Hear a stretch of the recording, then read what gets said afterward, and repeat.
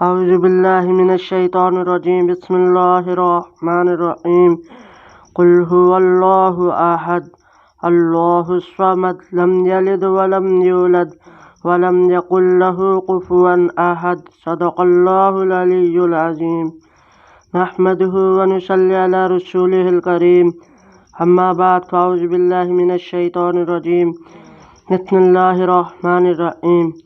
میرے بھائیو دوستو بزرگوں، اللہ رب العزت نے میری آپ کی اور قیامت تک آنے والی انسانیت کی 100% دنیا آخرت کی کامیابی اپنے پورے دین نے رکھی ہے۔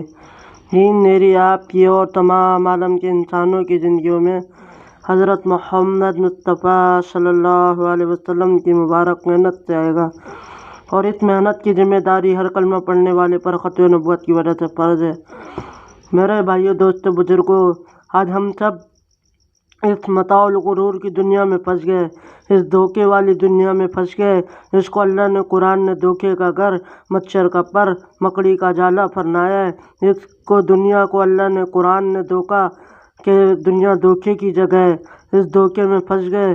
مسلمان کہتے ہیں کہ مسلمان کہ میں دکانوں سے چمکوں گا، گاڑیوں سے، دور وزارتوں سے اور صدارتوں سے چمکوں گا۔ نہیں میرے دوست بزرگوں، مسلمان تو اسلام سے چمکے گا، اسلام چمکے گا تو مسلمان چمکے گا۔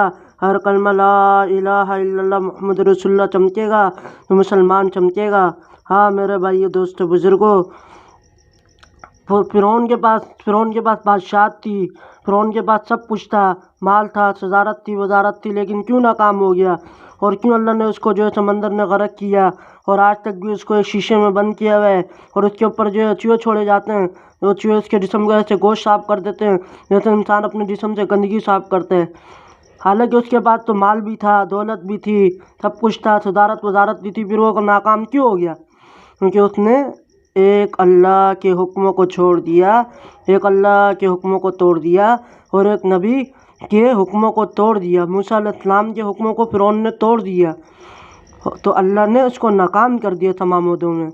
اور نمرود جس نے نعوذ باللہ خدائی کا دعویٰ کیا، اور جس کے پاس سب کچھ تھا، اور ایک وقت تھا وہ لوگوں سے سجدہ کرواتا تھا، اپنی قوم سے سجدہ کرواتا تھا، اور جو سجدہ نہیں کرتا تھا اس کو غلہ نہیں دیتا تھا، اور جو سجدہ کرتا تھا اس کو غلہ دیتا تھا۔ اور ایک وقت آیا ابراہیم علیہ السلام کو آگ میں ڈالا، لیکن اللہ نے ابراہیم علیہ السلام کو آگ میں ابراہیم علیہ السلام کو جنت سے کھلایا اور جنت سے پلایا ابراہیم علیہ السلام کو۔ ہاں میرے بھائیو، آگ جلانے کا کام کرتی ہے، لیکن جو اللہ کے ہوتے ہیں، جو اللہ کے سوا کسی کو نہیں مانتے، ایک اللہ کے ہونے کے یقین کو مانتے ہیں، سب اللہ سے ہونے کو مانتے ہیں، تو اللہ ان کی حفاظت ایسے کر کے دکھاتے ہیں۔ ہاں میرے دوستو بزرگوں، اور نمرود کو اللہ نے ایک مچھر کے ذریعے سے مچھر اس کے دماغ میں گھس گیا، اور اس کو 400 دن تک اس کے دماغ کو خون چوستا رہا، اور 400 سال تک پہلے بول رہا ہے مجھے سجدہ کرو تو غلہ ملے گا، اب وہی تخت شاہی پہ بیٹھ کے بول رہا ہے کہ نمرود کہ مجھے جوتے مارو تو غلہ ملے گا۔ ہاں دنیا کی صدارتیں بھی جھوٹی ہیں، دنیا کی وزارتیں بھی دھوکہ ہے، دنیا کے مال بھی دھوکہ ہیں، دنیا کا سب کچھ دھوکہ ہے، دنیا کا سب کچھ ختم ہونے والا ہے میرے دوستو بزرگوں۔ اصل چیز تو آخرت کی ہے، اصل کامیابی تو آخرت کی ہے۔ ہمارے ایک ساتھی بات کر رہے تھے، وہ کہہ رہے تھے کہ قیامت کے دن جس نے اللہ کو دنیا میں راضی کیا ہوگا اور حضرت محمد صلی اللہ علیہ وسلم کے اعمال پہ چلا ہوگا، اللہ کے حکموں کو پورا کیا ہوگا، حضرت محمد مصطفیٰ صلی اللہ علیہ وسلم کے طریقوں پہ چلا ہوگا، وہ قیامت کے دن جیت جائے گا، ہمیشہ کی جیت جائے گا۔ اور جس نے دنیا میں اللہ کے حکموں کو توڑا ہوگا، حضرت محمد مصطفیٰ صلی اللہ علیہ وسلم والے طریقوں کو چھوڑا ہوگا، وہ قیامت میں ہمیشہ کے لیے ہار جائے گا۔ ہاں میرے دوست بزرگوں، اور ایک مولانا ترکی ملتا فرما رہے تھے کہ اللہ قیامت کے دن جنتیوں سے پوچھے گا ہاں دنیا میں کتنا وقت گزار کیا ہے، تو وہ کہیں گے اللہ 1 دن، اور کچھ کہیں گے نہیں اللہ آدھا دن۔ اللہ کہیں گے وہ 1 اور آدھا دن میری فرما برداری میں گزار کے آئے ہو، تمہیں ہمیشہ کی جنت مبارک ہو۔ اور وہاں روزانہ چیزیں بڑھتی جائیں گی، جنت کا حسن بڑھتا جائے گا، جنت کی نعمتیں بڑھتی جائیں گی۔ پھر اللہ جہنمیوں سے پوچھے گا ہاں بھائی زمین پہ کتنا وقت گزار کے آئے ہو، کہیں گے اللہ آدھا دن، کہیں گے اللہ 1 دن، پھر کہیں گے اللہ آدھا دن۔ اللہ کہیں گے 1 اور آدھا دن میری نافرمانی میں گزار کے آئے ہو، ہمیشہ کی جہنم مبارک ہو، اور ہمیشہ کے جہنم کا روزانہ عذاب بڑھتا ہونا مبارک ہو۔ اور میرے دوستوں بزرگوں، اللہ رب العزت اگر جنت کی نعمتوں میں ایک ناخن خالی زمین تے جو ہے نمایاں کر دیں، زمین تے بھیج دیں جنت کی ایک نعمت، تو ساتوں زمین و آسمان چمک جائیں گے۔ اور جہنم کا چھوٹا عذاب، سب سے چھوٹا عذاب کسی جہنمی کو دیا جائے، اس کو جو آگ کے جوتے پہنائے جائیں، تو اس کا دماغ ایسے کھولے گا جیسے ہنڈیا میں پانی ابلتا ہوا کھولتا ہے، اور وہ سمجھے گا مجھے سب سے بڑا عذاب دیا جا رہا ہوگا، لیکن وہ جہنم کا سب سے چھوٹا عذاب ہوگا۔ ہاں میرے دوستو بزرگوں، اللہ نے دنیا کی آگ کو جنت کی آگ سے 70 گنا ٹھنڈا کر کے بنایا ہے۔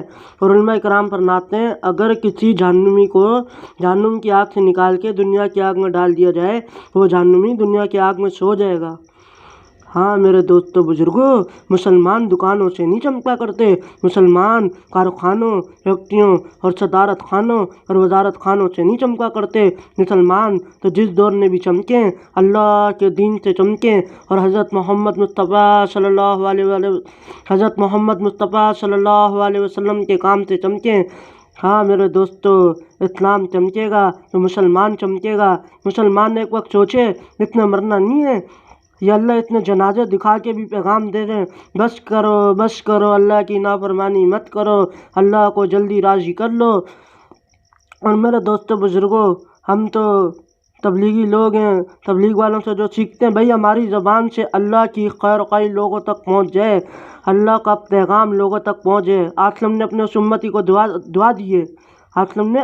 امتی کو دعا دیے کہ میرا وہ امتی سرسبز اور شاداب رہے، جس نے میری کسی بات کو سنا، اس کو محفوظ کیا اور لوگوں تک آگے پہنچایا، خود عمل ہے یا نہیں ہے، اللہ رب العزت اس کے اندر اور باہر کو سرسبز اور شاداب کر دے۔ ہاں میرے دوستو بزرگوں، ہماری زبان ہماری نہیں، ہمارے ہاتھ ہمارے نہیں، ہماری آنکھیں ہماری نہیں، ہمارے پاؤں ہمارے نہیں، ہمارا جسم ہمارا نہیں۔ اگر ہماری زبان سے اللہ رب العزت کا پیغام لوگوں تک پہنچ جائے اور حضرت محمد مصطفیٰ صلی اللہ علیہ وسلم کا پیغام لوگوں تک پہنچ جائے تو کیا پتہ اللہ راضی ہو جائیں۔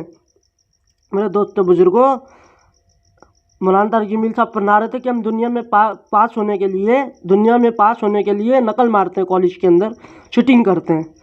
آخرت میں پاس ہونے کے لیے اگر ہم حضرت محمد مصطفیٰ صلی اللہ علیہ وسلم کی نقل مار لیں تو اللہ اس نقل پہ ہمیں کامیاب کر دیں گے۔ ہاں میرے دوستو بزرگوں، اللہ ہمیں حضرت محمد مصطفیٰ صلی اللہ علیہ وسلم کی نقل پہ پاس کر دیں گے۔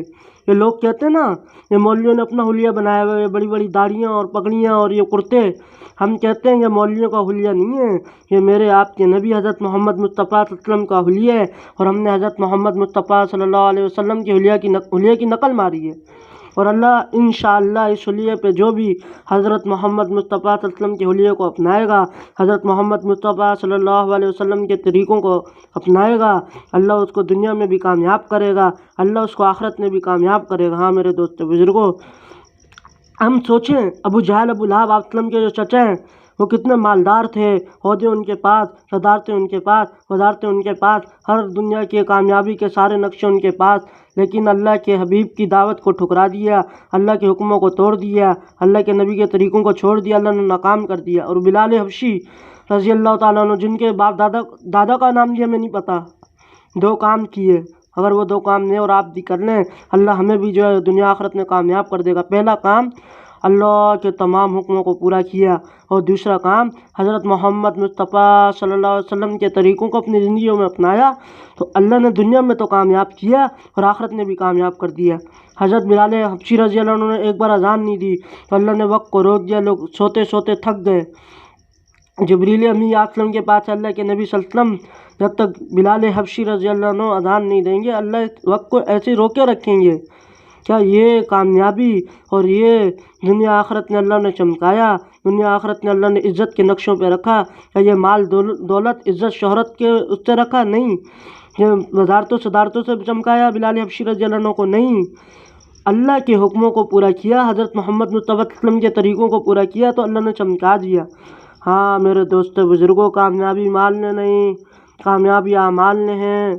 آج ہم اس قرآن کو تو پڑھتے ہیں، لیکن میرے دوستو بزرگوں اس قرآن سے سیکھیں، اتنے اللہ رب العزت ہم سے کیا فرما رہے ہیں، اور جو اللہ ہم سے فرما رہے ہیں ان سب کو ہم پورا کرنے والے بن جائیں، حضرت محمد مصطفیٰ صلی اللہ علیہ وسلم کے طریقوں کو پورا کرنے والے بن جائیں۔